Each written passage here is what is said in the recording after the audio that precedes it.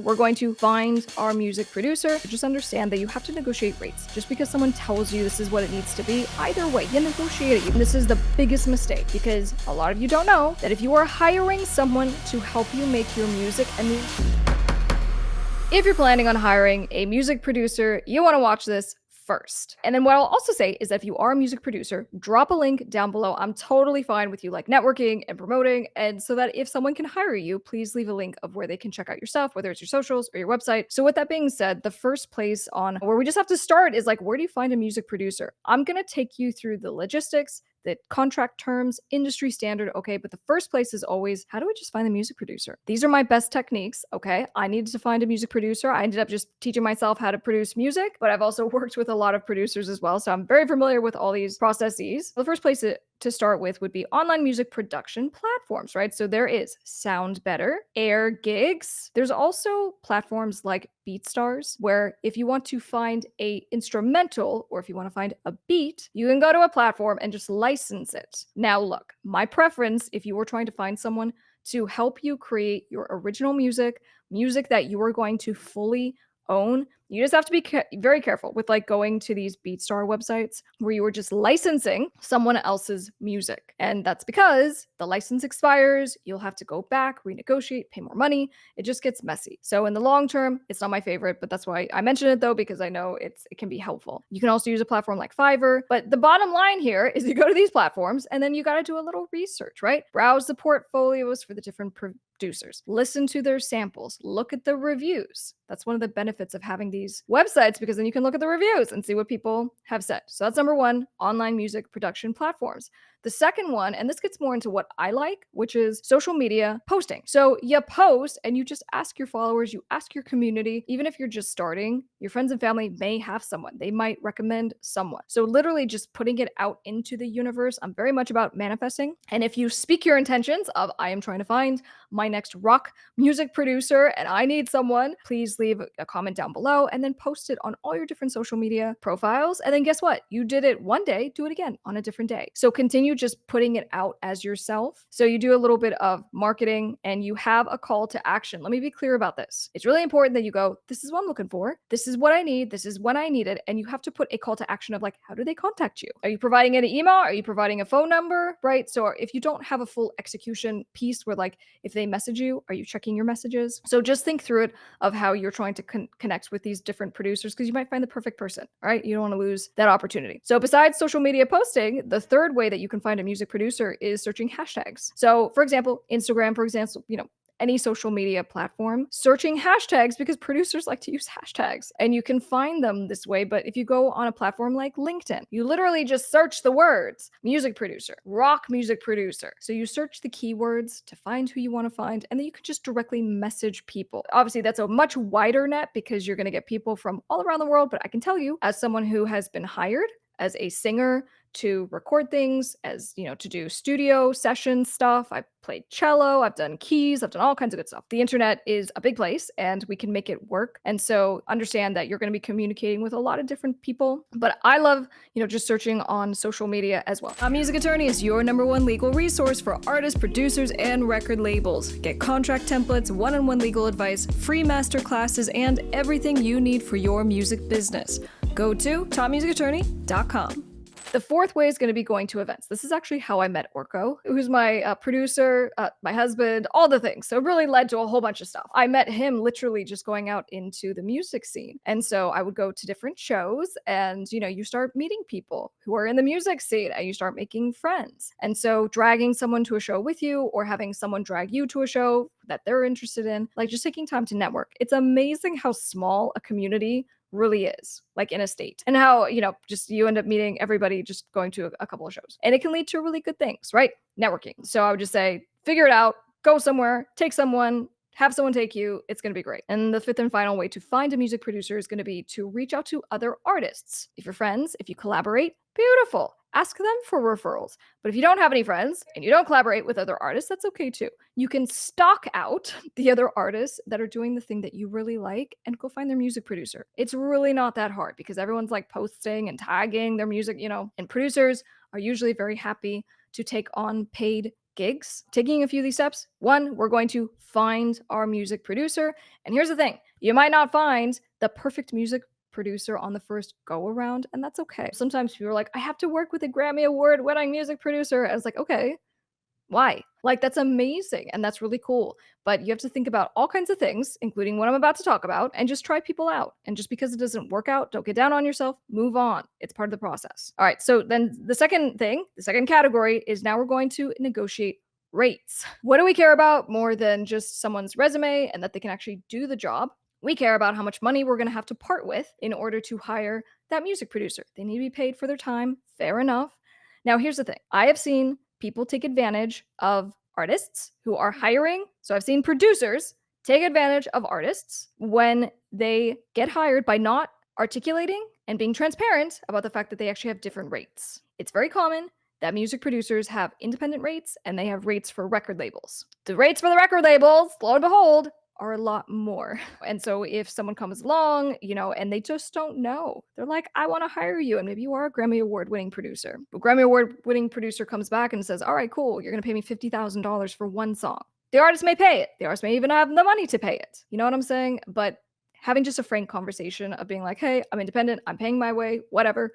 And I've just seen this happen where I feel like there's kind of price gouging that happens because there isn't awareness. So I'm just going to say it. I'm normally here. I'm protecting you, producers and artists. But every once in a while, I see there are producers who are price gouging and it's not right. So, just because I don't want you to mess it up for everybody else in the market, if you are someone that's looking to hire a music producer, just understand that you have to negotiate rates. Just because someone tells you this is what it needs to be, either way, you negotiate it. You go, this is my budget. This is what I can do. And also it's about long-term relationships. It's not about just like bleeding someone dry of all their income so that they can't move on and do the next album. So really just like talk about this and be honest and be, fair. So negotiate the rates.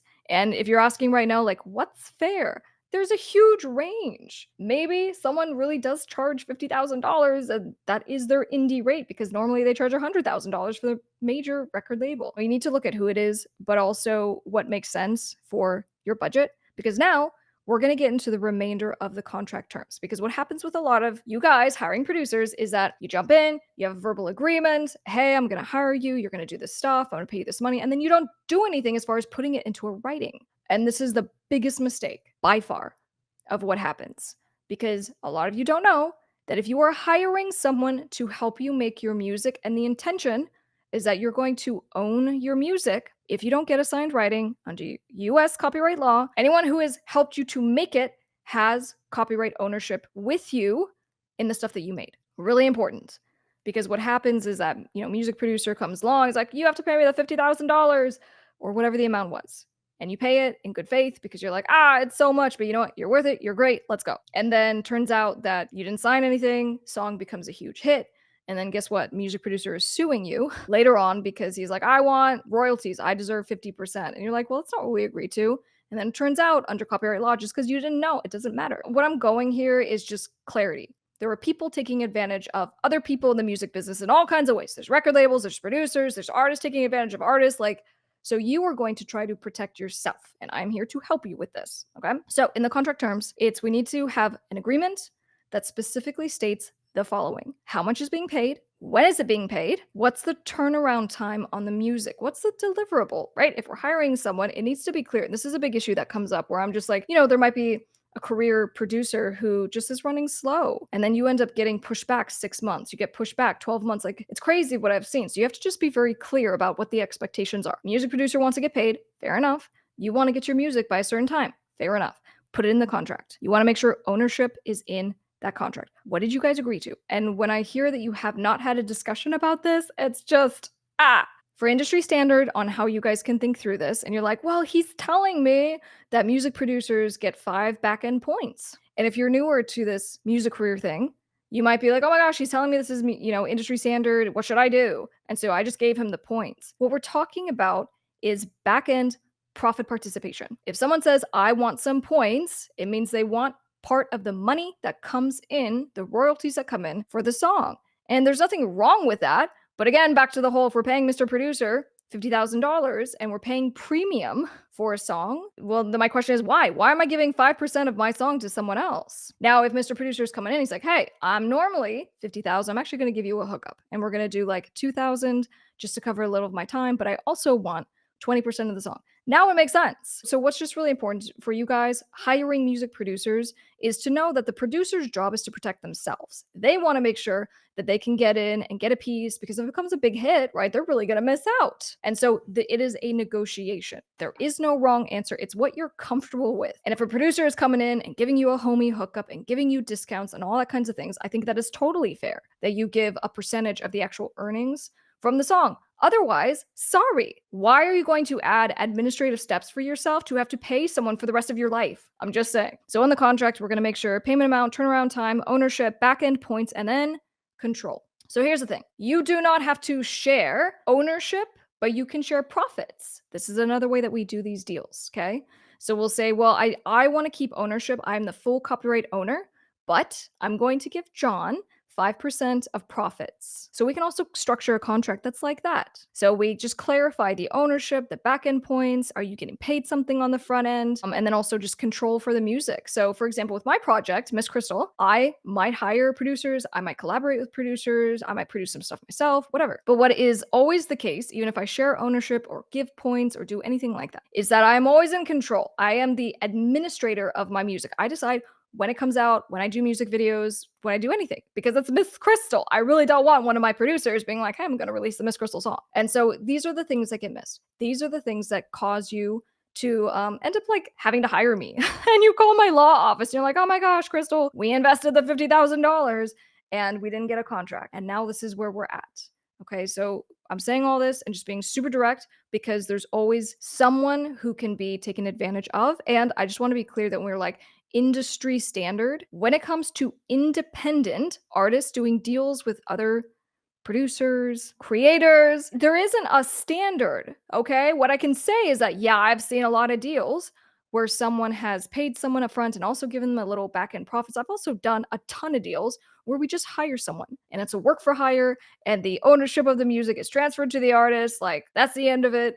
And so there's many, many ways to structure this. And I wanted to make sure that I was clear about that. This came up because I had a student go through my course, which is a music business training on how to think like a record label, how to build a real company from the marketing, the distribution, trademarks, copyrights, contracts, all this stuff.